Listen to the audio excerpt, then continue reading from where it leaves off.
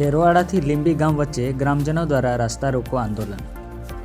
તાપી જિલ્લાના સોનગઢ માંડવી રોડ વચ્ચે આવેલ ખેરવાડથી લીંબી ગામ વચ્ચે સ્થાનિક ગ્રામજનો દ્વારા રસ્તા રોકો આંદોલન કર્યો।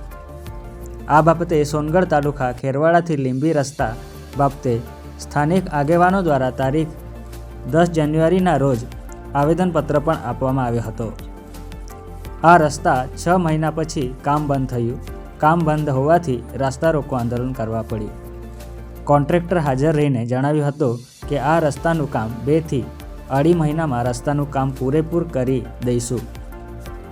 તે ઉપરાંત ખેરવાડાથી લીંબી રસ્તો પૂરેપૂરો ખરાબ હોવાથી ત્યાંના રહેવાસીઓ ગામના લોકો મળીને સોનગઢ પોલીસ ચોકી પર અરજી આપીને જણાવ્યું કે 14 ફેબ્રુઆરી શુક્રવાર રસ્તા રોકો આંદોલન કરવામાં આવશે। Suhas Vadvi, news time, Tapi.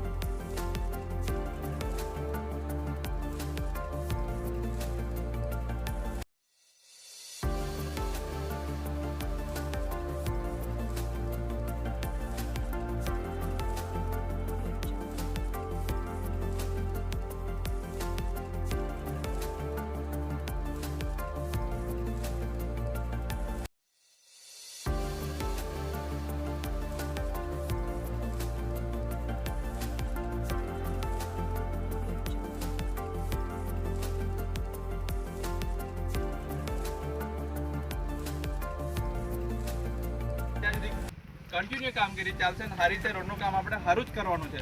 હારો જ થશે, પૂરો થશે ત્યાં સુધી કામગીરી કન્ટિન્યુ ચાલુ રહેશે તમારી।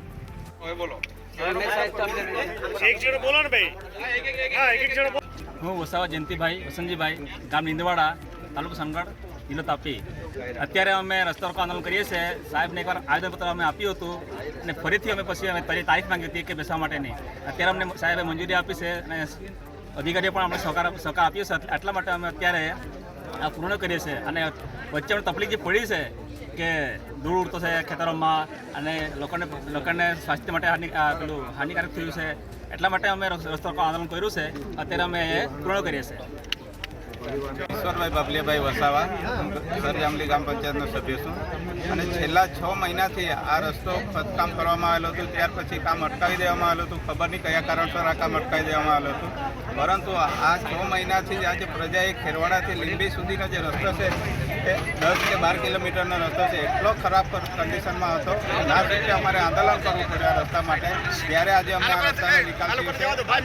કામ ચાલુ કરવાની બાહેધરી આપી છે, લેખિત બાહેધરી આપી છે અને જ્યાં સુધી પૂર્ણ નહીં થાય ત્યાં સુધી આ લોકોએ કામની જવાબદારી અને બાહેધરી આપી છે। તો અમે આ જે બાહેધરી લઈને આજે આંદોલન અમે સમેટવા જઈ રહ્યા છે।